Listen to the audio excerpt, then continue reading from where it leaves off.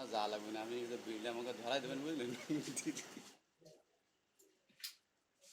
Sir বলি স্যারের তাহলে কি বলি, গাড়ি না আসে, গাড়িটা গ্যারেজে রয়েছে, সব বন্ধ নেবে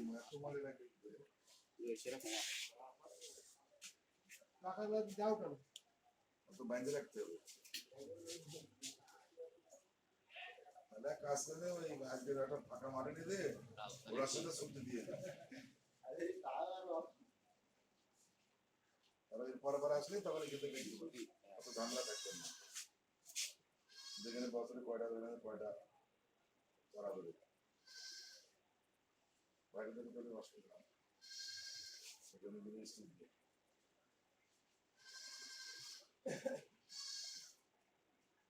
বন্ধ হয়েছে।